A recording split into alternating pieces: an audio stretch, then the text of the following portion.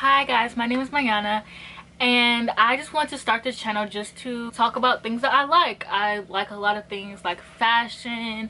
I love like movies, TV shows, books. I already have a channel where I talk about books though. And I collect crystals, I collect movies, like books, as we can see. So I just wanted to start another channel where it's more of like a catch-all channel. So today I want to talk about Fear Street. I do want to do a video where I talk about Gossip Girl, the reboot. So if you guys want to see that, please let me know. I do want to talk about Fear Street because it just happened and I am obsessed. Let's start there. So I am a horror movie girl. I have been watching horror movies since I came out the womb. So we're gonna start off with the first one, which is 1994. And when I first watched that one, I was so excited. Like, the movie starts off with Maya Hawke being killed, and me and my sister screamed like we just saw a touchdown in a football game. I don't know, like it was, we were screaming in excitement. I didn't think it was gonna suck because it was R.L. Stine, like I knew, but I was a bit worried because he's never done rated R before, and it was so good. The first kill really reminded me of Scream, and I could see like the parallels between Scream, and it was so good. So then the movie opens up with our main character, Dina. And as a character, I like Dina, but she was very like hot and cold in the first movie, and it started to irritate me. Like, she was like mean to Sam, then she liked Sam, then she was mean to Sam, and it's like, okay girl, make up your mind. And then we also get Josh, Josh is my favorite character. He was such a nerd, and I liked him because I seen him in another Netflix movie, which is like The Rim of the World, and it was like an end of the world movie, which I also like. So it was really good seeing him in a slasher film because I really like him as an actor. I watched him on like The Haunted Hathaways when I was like in high school, and yeah. So was he in that, or did I just make that up? Yeah, so I like Josh. And then we also are introduced to Kate and Simon, and I liked Kate and Simon. I loved Simon. Like, Simon, he was doing too much at times, but I liked him. And then, you know, Kate was okay. I really liked how the movie kind of plays with like the whole slasher thing. So when you find out, like when they're in the hospital and you find out that it's actually Ryan killing people, and you're still like, what the hell? Like, I cannot wait to go back and rewatch this movie because it just was made out so well. And also, Nurse Lane was in the first movie. I just don't remember who she was, or like where she was in the movie. She was in the hospital, I think. And I thought that was really cool. Like, I really like when movies do that, like foreshadowing, or when they actually really connect things instead of just like throwing stuff in there. And you can tell that they really pre-planned all these movies, which I like. Then we meet Sam, which I personally don't really care for Sam. She doesn't really have much of her personality. She is like possessed by, well, she's not really possessed, but you know, I just don't care for Sam. Like, she was okay. I do like that the main character was black, and I like that the main character was also lesbian. It's really like giving us the diversity that we've looked for. Like, there are a lot of slasher films I've watched where black people die off birds and all that stuff, and I will say that I could tell that Fear Street was written by somebody white, because the scene where they're running through the hallway, where Dina and Sam are running through the hallway, and Josh, Simon, and Kate are just standing there looking, Josh is black. Now, if this is written by a black person, black people, when a black person sees somebody runs, black people start running, okay? Like, they don't just sit there and be like, oh, what's going on? You run and you ask questions when you see the other people stop. You don't even stop until you see them stop, and then you're like, oh, what was we running for? That's why in these slasher films, when black people get killed first, it's unbelievable, because black people are not doing half this stuff. We hear a noise, we're not checking about it out. I'm about to mind my business, and if I hear, like, if I feel like somebody in my house, I'm about to leave out the back door. I'm about to dip. Like, I'm about to be sitting here, hello, who is it? Like, the movie introduced the first killer, which is Ruby Lane, which I thought she was like, you know, she's a killer, you know. And then it's also introduced that like these killers existed. Like, then that's when they introduced the curse. Like, I like how throughout the movie they're like, oh, this town is cursed, the witch this, the witch that, but you don't really know like how the town is cursed until you get to the scene where Josh is like, yeah, so these are all the serial killers we've had in the past. They get possessed by the witch. And I also liked how you could tell somebody was possessed by the witch because of the flies that were around. I just love the scenery of the movie. I love shady side. Like, I probably because it's like the spookier side, but I love, and I definitely would be from shady side. Like, I love shady side. Like, but the aesthetic of the entire movie, like, I like that in the first movie it wasn't really too focused on the 90s. I've seen a lot of people complaining like, oh, it doesn't feel like the 90s, but I like that. Like, it wasn't throwing the 90s in your face. Like, you know, I personally like that. I'm not gonna spoil like what happens in the end or anything like that, but I did really like the ending of the movie. Like, the kills that happen at the end, I like them. The bread kill, that one was kind of iffy, because one thing I look at when I'm watching horror movies is who they kill and how they kill them. And so the graphics of that one were like kind of iffy, but I think if you're gonna go and do something like that, you have to like make sure the graphics are good. But they weren't terrible, so I'm not gonna be like, oh, I hate the movie or anything like that. And then how did the movie end? And then the movie ends with like C. Berman and then Sam being possessed, so then they have to like go find who C. Berman is. And so you're introduced to the second movie, which is Fear Street 1978. Now this one was my favorite. I know a lot of people didn't like it because it didn't have any substance. I don't really need my horror movies to have substance. I need them to have kills. And also this one had the most kills, I think. And also the series as a whole has substance, so there are, you know, like, I think that this movie added a lot to the plot. I like that it took place in a camp, because that's where like most slashers took place of. And it reminded me, I know a lot of people say Friday the 13th, but it reminded me of Sleepaway Camp, which that is like an old movie from the 80s. And so this one, the 80s is kind of thrown in your face, more so with the music though than like anything else. But this one you're introduced to two sisters, Cindy and Ziggy, and they aren't really like that close. I kind of like the parallels between Cindy and Ziggy and Josh and Dina, but I kind of wish that either of them had a better relationship. But that's probably because me and my sister are best friends, and I was telling my sister about this and she was like, well, we're weird, like there aren't many siblings like us. And so I'm like, yeah, that's true, but I still wish that like one of them had a better relationship. And Josh and Dina end up having a better relationship throughout the series,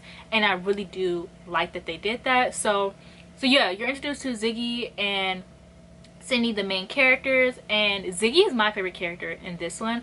I loved Ziggy so much. Like, Cindy was kind of getting on my nerves, but she did have a good character development. She wasn't a bad character or anything, but she did have good character development in the end. And in this movie exposed so much, so it talks about the curse and like how Cindy and then they, like I said, they also have the kills, which I don't know how to say this in a way to where I don't sound creepy or weird, but I like in movies when they don't mind K-wording children. Like, it doesn't have to be on screen, but this movie did not shy away from that. I think horror movies, like, you know, doing that to kids or old people, as long as they're not like a baby or anything, or a dog, or like animals, then that's just like, okay, was that really called for? But I mean, the movie is taking place in a camp. Now, did they have to kill the little black boy and the Asian girl and the chubby kid? No, they did have to. They literally killed everyone who wasn't a white skinny person. But the movie did have more kills throughout that. And also, if you've seen Cruel Summer, the main character Jeanette from Cruel Summer was in this movie, and it was so funny because I just finished watching Cruel Summer. So homegirl is booked and busy, and I think she might be in Gossip Girl because I seen a picture of her like sitting at a table with everyone from Gossip Girl the reboot, and so I'm like, wow, this girl is booked and busy. But I kind of like her as an actor, because one thing she can make me do is hate her character. Like, I love to hate her characters. Okay. Back to the story. So you have Ziggy. She's like my favorite character. She has a grudge and she's gonna get her revenge, and she just does not care, and I really loved her. Like, she was such a strong character.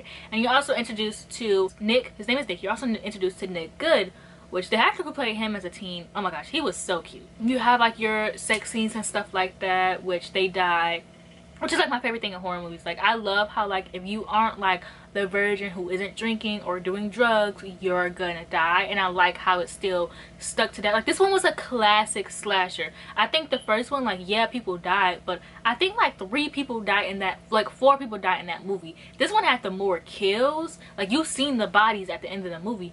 And then like, I love how like you find out, I love how you know where like the witches, I'm gonna call it the witch's den, where like the stuff, I love how you know where that is located. And I love how like throughout the movies you find out like where it's located at throughout the movie. So in this movie it was under the toilets in the camp, and And then in the last movie in 1666, you figure out that it's located under the mall, and then it's also under somewhere else. So I really like how this movie ended. Like, it ends up with Dina going back in time in her body. I literally was like, whoa, this movie is insane. Like, it ended on such a good note. Like, everything was good. So then you go, you know, the now on to part 3, 1666, where I'm going to be talking about spoilers in the movie. I tried to hold out from talking about spoilers, but I am going to be talking about spoilers from this point on. So the movie starts off with Dina and what's her name? What's the Dina and Sarah Fierce's body. Now, the beginning of the movie for me was personally really boring. Like, not much was happening, but I did like seeing the characters again. Now, I will say the scene that freaked me out the most in this movie was the scene where the pastor had locked all the kids up in the church, and you go in there and all the kids, first of all, you know all the kids are dead because all their heads are like this. So all their heads are like that. So they go in the church and all their heads are like that, and you still have hope that these kids are alive because you have Josh / Henry in there, you got Ziggy / what's her name in there, you got people's siblings in there, like, you know. So you're watching a movie and you're like, oh my gosh, like, I hope that they're okay. Like, I hope these kids are okay. And then you get to their face and you see like the disgusting thing on the floor, and you're like, what is that? Like, what? And then you look at them and their eyes are missing, and it's just like the fear that I had. I was just like so terrified, especially because I love Josh, and like I knew that like Josh was fine. I just like was like terrified. So I like that in this movie, like, you have spent the past 2 movies thinking that Sarah Fier is the villain and that she put the curse on this town. Like, you even think that well, at least for me, at a certain point I started to think that like Sarah Fier put this curse on the town. Like, they said, oh, you're a witch, and she was like, nah, and they was gonna hang her anyway. So she was like, okay, well, you want a witch, I'll give you one. So you even think that, and then you get the plot twist that Solomon Good is actually the witch who has been killing everyone. And then I like how you get the scene of like how Sarah lost her hand and how you have to connect her hand to her body. And throughout the movie you see Sarah's face. Like, whenever she looks in the reflection you see Sarah's face, or through some scenes where she's terrified you see Sarah's face.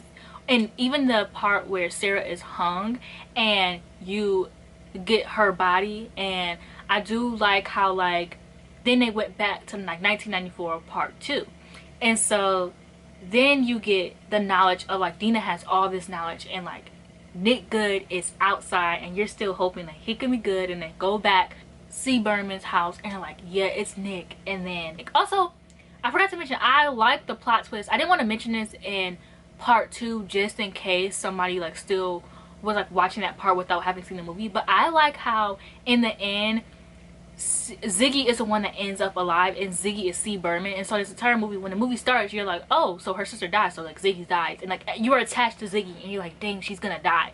And it's like she's the one that's alive. And I also like that, like, one thing I remember thinking when Ziggy died is like, since when could putting CPR on someone make them come back alive? And I seen this tweet that said that how the Goods always get what they want, and Ziggy was what he wanted, so that's how she ended up back alive. And I like how somebody pointed that out, because I think that is true. Because how can you bring somebody back alive with stab wounds from like with CPR? Like, that doesn't make any sense to me.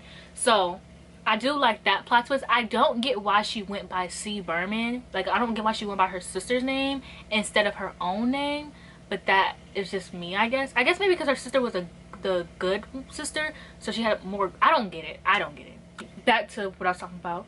So then you're back to like part 2, and like you know that Nick is a witch, and like they're trying to like get him killed. And I knew it wasn't gonna work, because one thing when watching movies and TV shows I learned is that when a character is telling you their plan and they're not physically doing the plan in the movie, it's gonna fail. So I already knew it was gonna fail, but I like how the movie ended. And one thing I do wish that happened was, I wish that Ziggy was the one who killed Nick, because he's the reason why her sister died. But I get why it was Dina who killed him, because she was the one who went back in Sarah Fierce's body. So I do understand. I kind of just wish that Ziggy got that revenge that she personally deserved. But that's just me. I like good revenge, okay? And so then I like how the movie ends with like Sunnyvale that curse ends up coming back. And my sister was like, oh, what is that, like their karma? I don't really know if it's their karma per se, but I do think it was like that bad luck that Shady Side was getting, like, it was karma, basically, you know. I like how the movie ended. My boy Josh survived, like, you know. And then Ziggy, she still survived. She didn't die. And, you know, the movie ends with someone grabbing the book. Personally, I think they can make so many movies or a TV show based off of this, just because Fear Street has 14 spin-offs and like over 150 books. I've read like 7 of the spin-off, like I've read 7 of the books so far, 2 different spin-offs, and the books are pretty good. Like the ones that the book are based off of, is these books are really hard to find. So I do have The First Evil, which is the cheerleader series, and this is the one that the first movie is based off of. Trapped is the one that the second movie is based off of, and The Betrayal is the one that the third movie is based off of. And then you have Wrong Call, which is where they got Dina's name from, and you have Lights Out, where you have where the camp inspiration from. And then I think the one that I read, one of them is the like the character motivations. The Surprise Party is the character motivation, and that one, the one where Dina, basically it's like it has the plot of like how Sam moved away from Shadyville, and Dina, like, you know, like they were like really close, and then she ends up coming back. They do that in The Surprise Party, where one of the main characters' best friend moves away, and then she ends up coming back, and you know, all that stuff. And then The First Scream is the one that has to do with generational evil. And so I could really see them doing like spin-off movies. I can see them doing a spin-off show. Like they can do so much with it because there's so many series, there's so many books, and it did really good. It got like, I think all the movies got at least over 90 on Rotten Tomatoes.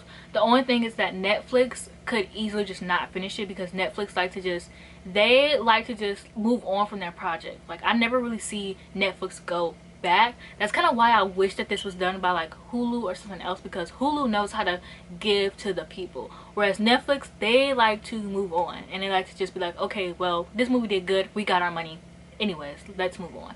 So I could really see Netflix doing that. But yeah, that's it for this video. If you want to see me talk about Gossip Girl, please let me know. I can do more movies, more TV shows. I'm always watching movies, always watching TV, so let me know. Thank you for watching this video. If you like this video, be sure to like this video, and don't forget to comment and subscribe, and I'll see you guys in my next one.